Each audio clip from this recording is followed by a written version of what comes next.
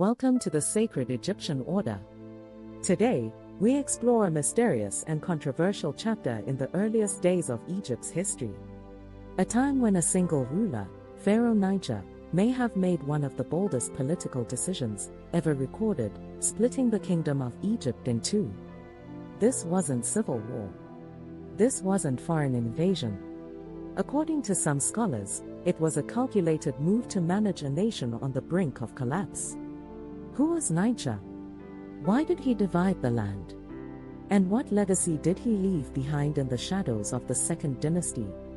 Nynetjer, also spelled Nynetjer or Nynetjer, was the third pharaoh of Egypt's Second Dynasty.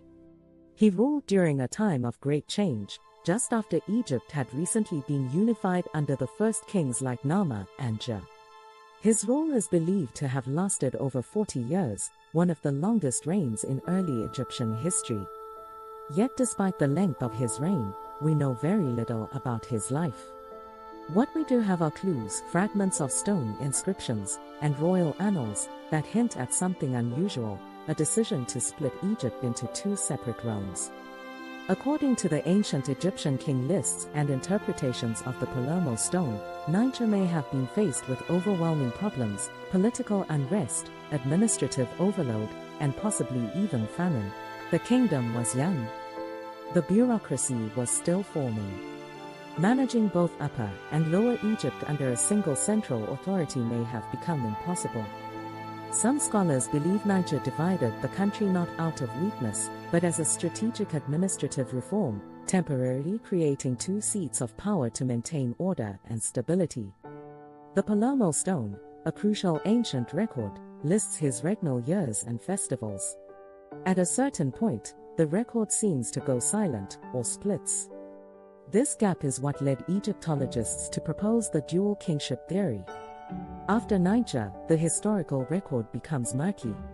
Different names appear. Some kings seem to rule only in the north, others only in the south. Was this a result of Nynetjer's decision? Or a sign of political collapse? Nynetjer was buried in a massive tomb in Saqqara, close to other early dynastic kings. His burial reflects immense power, despite the confusing politics of his reign. Yet unlike Nama, who unified Egypt, or Djoser, who built the first pyramid, Nynetjer's legacy is more ambiguous. Was he the savior of a crumbling empire, or the architect of its division? What happened after Nynetjer's reign supports the theory of division. Egypt entered a phase where different rulers claimed legitimacy, often leaving contradictory or incomplete records. Eventually, a pharaoh named Khosrow reunified Egypt, ending the Second Dynasty. But it's possible that without Nynetjer's earlier attempt to manage the crisis, Egypt might have fractured permanently. Nynetjer's story reminds us that sometimes, leadership means making uncomfortable decisions. In a time of growing chaos, he didn't cling to centralized power. He restructured the state to adapt to reality. Was it a failure? Or visionary governance ahead of its time? The truth may still lie buried beneath Egypt's sands. Thanks for joining us on the sacred Egyptian order.